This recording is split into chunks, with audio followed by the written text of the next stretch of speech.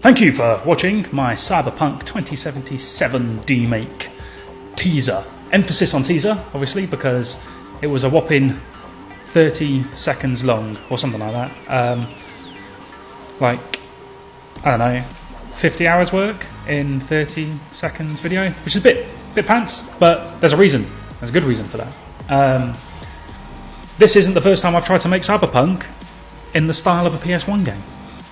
It's like the 20th. Because after my last video, the Death Stranding remake, a lot of people, and I mean a lot, were not particularly happy with the fact I included some bits that, like bits of tech that don't necessarily exist for the PS1. So fine, I've gone back to the drawing board, and this is my latest effort. So it's a scene from the Cyberpunk 2077 gameplay that CD Projekt Red released a few months ago. It's like the 40-minute long thing, and this is just one of those scenes shortly after the pew pew pew bit, and just before you go into the main square. In fact, rather than just waffle on about that section, why don't I show you? Okay, here we go. So remake. Done in dreams in the corner, and then the real gameplay in the background.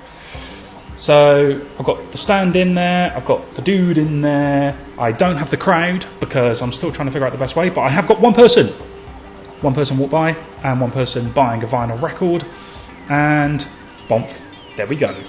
We're going to go back and do like a developer view in a second, so you can see, ta-da, how it's all done. So obviously when you're not in first person view, it looks all sorts of rubbish, which, yeah, wow. Anyway, rubbish aside, here's an example of some of the bits that I finally got my head around in Dreams. One of the techniques used in PS1 games a lot were to like simulate 3D. They had a 2D texture, and it just folly around. So through a combination of slightly rubbish textures and look at rotators, I've managed to simulate that with green and brown bottles, the NPCs that you see walking around, and the stall to the right. There's loads of bits and pieces, like vases and things like that. They're covered in those things, and I'm pretty happy with how that turned out.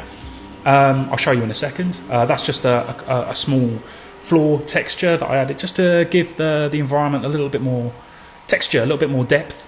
To be honest, doesn't look fantastic when it's like this, but it's one of those small details that you don't immediately appreciate when you're in first person view, but it's like in your peripheral and it kind of adds to the world building, so that's why they're there. The column section of this area I just thought was quite interesting because I've only done the two sides, save on memory. You're never going to see the other two sides, so why make them? Why make them? Quick behind the scenes of that little stall area. Let's go over here. So there's actually 2 of these assets in the CD Projekt Cyberpunk 2077 area, and it's one sculpt, so that's an actual 3D object, and then it's got layered paint textures on the top to simulate that pixelated effect that you'd get back in like the 32-bit era. It's not perfect, but in motion, again, similar to the grime on the ground, once it's in motion you kind of overlook it. Some nice bar stools, which I'm rather happy with. The Megami market, if you go back to the proper gameplay, you'll see that that's about as close as I could probably get it. Couldn't figure out what Megami market was, but then it's not like I went above and beyond with research. The green. Let's go over to, my little sign. Quite happy with the sign. Again, almost copy and pasted it from the actual Cyberpunk footage, so that's cool. We'll talk about characters in a minute, so let's just get rid of them, don't need those. Here we go. Shuffle over to play mode, hit the sprint button. That I'm really happy with. We might have another look at that in a second, actually. So vases, look at that, vases in jars. Vases in jars. And Converse shoes.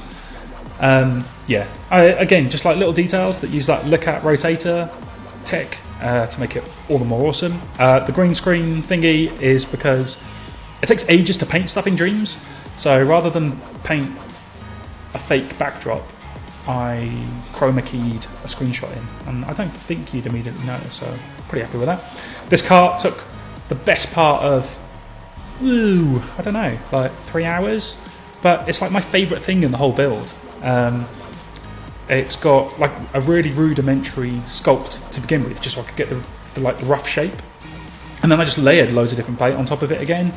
Here you go, you get an idea of what a pixel is in Dreams. Lots and lots of pixels. But yeah, I'm really happy with that. If you go back again to the gameplay trailer, you'll see that I got it pretty spot on. I don't think I could have done a better job.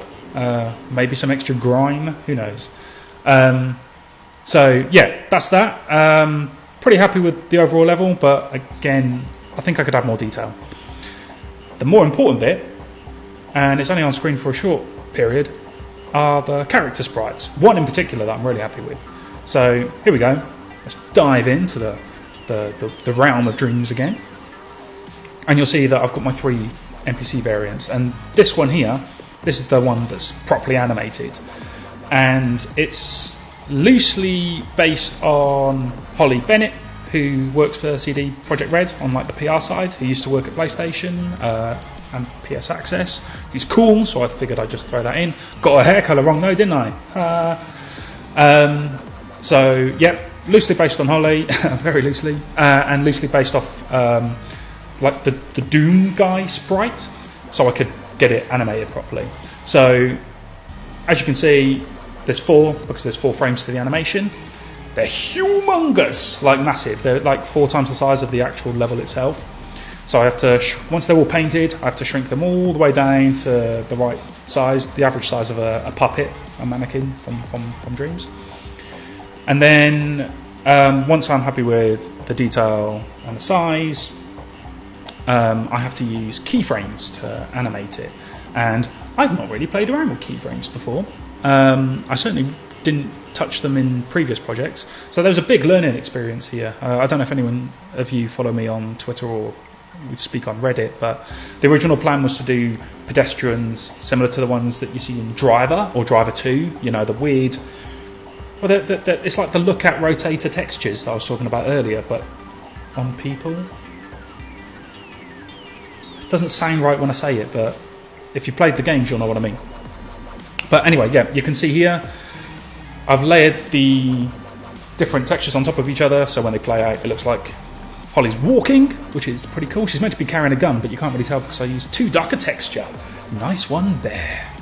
But yeah, that gives you a pretty good idea of how I did it. And then she walks past thanks to a mover, and that's just based on proximity. So as soon as I get close to the first stall in that elevator, immediately after the elevator, sorry, that activates her walk animation. second NPC is just some dude browsing vinyls because he's in the trailer, and I figured why not? And then just the guy at the immediate bar. The only problem that I had with these sprites is there's a few problems, but the main two are, one, they're probably still lacking quite a lot of detail. So I'm going to revisit them when I've got the time and make them look bueno. And the second thing is I need to tidy them up, because paint textures in Dreams don't have hard edges. They have these weird little like opaque sides to them, which makes stitching them together really difficult. And they're not square, they're rectangular.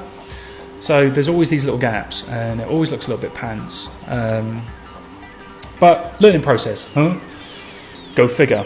Anyway, that's enough rambling. I hope you enjoyed the video. If you want to see more, let me know. And I'm going to leave you with the clip that I was originally going to share last week, which is absolutely dreadful. And you'll appreciate why I didn't share it. But I'm sharing it now because, why not? It's probably going to be a while until I get back to Dreams, and I wanted to give you guys an update because I've been pretty quiet because I've been ill. I still am. So yeah, enjoy, and like, comment, subscribe, and all that jazz. Goes a long way. You know, fuels my ego, which is really difficult to do. So yeah, peace.